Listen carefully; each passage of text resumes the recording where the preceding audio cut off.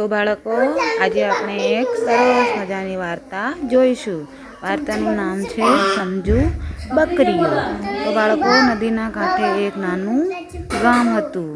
નદી ઊંડી અને સાંકડી હતી। ચોમાસામાં એ નદીમાં ઘણું પાણી આવતું। ગામના લોકોએ સામે કાંઠે જવા માટે એક લાકડાનો સાંકડો પુલ બનાવ્યો, જેમાં આમે સામેથી કોઈ બી વ્યક્તિ કે પ્રાણીઓ આવે તો પસાર થઈ શકે નહીં, એટલો સાંકડો એ પુલ હતો।